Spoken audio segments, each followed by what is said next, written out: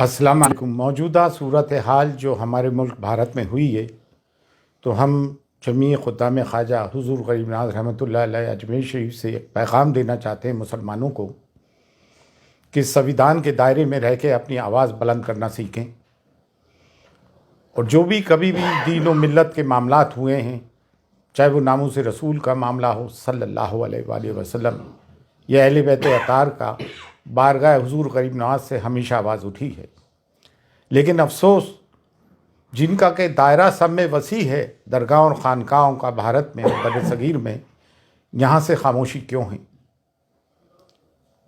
نکل کر خانقاہوں سے ادا کر رسم شبیری، اور یہ وقت مسلکی اختلافات کا نہیں ہے۔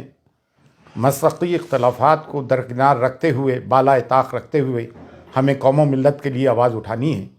بے شک ہم اس چیز کی سخت مذمت کرتے ہیں جو مہرولی شریف میں بابا قطب الدین بختیار کاکی رحمۃ اللہ علیہ کے قرب و جوار میں جو 700 اور 800 سال پرانی مسجد، مدرسہ، قبرستان ڈھائے گئے ہیں، ہم اس کی سخت مذمت کرتے ہیں۔ یہ اس دور کے قبرستان تھے جو بابا قطب الدین بختیار کاکی، جو حضور غریب نواز کے جانشین ہیں، ان کے ہم اثر تھے، خلفاء تھے اور مریدین تھے۔ اتراکھنڈ میں جو کچھ ظلم ہوا، 14 فروری کی تاریخ تھی کورٹ کی، اس سے پہلے ہی آ کے نگر نگم نے سب ستیہ ناش کیا۔ باقاعدہ مشین گن چلائی گئی مسلمانوں پہ اور ظلم و مظالم اٹھائے جا رہے ہیں۔ ہمیں وہ UCC برداشت ہی نہیں ہے جو ہماری شریعت میں مداخلت کرتا ہو۔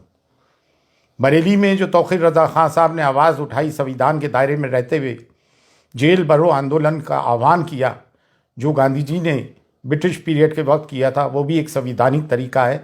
ہم نے اس کی بھی پرزور حمایت کی ہے۔ اور مفتی سلمان اظہری صاحب کو جو بندی بنایا گیا، ان پہ کیس لگایا گیا، ایسی انہوں نے کون سی بات کر دی تھی؟ اور ATS کو اس میں حائل کر دیا گیا۔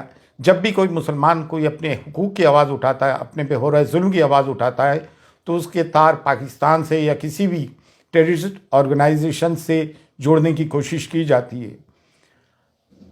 صبر کی، سہنشیلتا کی ایک انتہا ہوتی ہے۔ گزشتہ 10 سال سے میڈیا اینٹی اسلام اور اینٹی مسلم اس پر کارمند ہے، لوگوں کے دلوں میں زہر بھر دیا ہے۔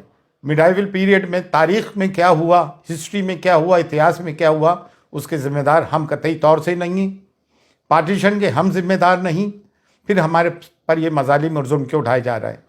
ہندوستان میں ڈائیورسٹی ہے، تمام پھولوں کا ایک گلدستہ ہے، صرف ایک گیندے کا پھول ہی کیوں؟ اس میں چمیلی بھی ہے، چمپا بھی ہے، موگرا بھی ہے، گلاب بھی ہے، سب کو لے کے بھارت بنا ہے ہمارا۔ سویدھان ہمیں حق دیتا ہے، اور اب کوئی بھی نگر نگم کا بلڈوزر غیر قانونی طور سے ہمارے گھروں کو بلڈوز کرتا ہے، تو سب کے سب میدان میں اتر کے آؤ اور سویدھانک طریقے سے اپنے لوگوں کی حفاظت کریں۔ یہ بلڈوزر کی راجنیتی انہوں نے اسرائیل سے سیکھی ہے۔ پھر نیالیہ کس کام کے؟ عدالتیں، کورٹ کس کام کی؟ اگر تمام کام نگر نگم اور پولیس کر لے گی تو پھر عدالت کس کام کی؟ عدالتوں سے جو فیصلے آ رہے ہیں قانون کی روح سے نہیں آ رہے ہیں، بلکہ آستھا کی روح سے آ رہے ہیں۔ تو اب مسلمان جائیں تو کہاں جائیں؟ اب درگاہ اور خانقاہ، جن کا کہ سب میں بڑا گہوارہ ہے، جس کی کہ بھارت میں سب میں زیادہ فالوئنگ ہے، آپ لوگ آواز کیوں نہیں اٹھاتے ہو بھائی؟ بارگاہ غریب نواز جو کلیدی درگاہ ہے، جب یہاں سے آواز اٹھ رہی ہے تو آپ لوگ بھی آئیں اور کھل کر اپنی آواز اٹھائیں۔ یہ نہ سوچیں کہ میں خاموش رہوں گا تو بچ جاؤں گا، نہیں، یہ ہم پہ یلغار کر دیا گیا ہے، اور سویدھان ہمیں حقوق دیتا ہے کہ ہم اپنی بات کو سویدھان کے دائرے میں رہتے ہوئے ڈیموکریٹک طریقے سے آواز اٹھائیں۔ آج حضور غریب نواز کی درگاہ تک بھی بات پہنچ گئی ہے، حضور غریب نواز کی شان میں گستاخیاں ہو رہی ہیں، ہمارے نبی کریم صلی اللہ علیہ وآلہ وسلم کی شان میں گستاخیاں ہو رہی ہیں۔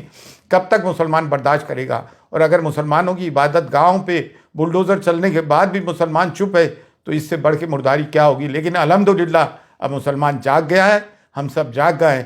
بارگاہ حضور غریب نواز سے بھی صدا بلند ہوتی آئی ہے، اور اب پرزور بلند ہو رہی ہے کہ اٹھو اور اٹھ کے ظلم کے خلاف آواز اٹھاؤ۔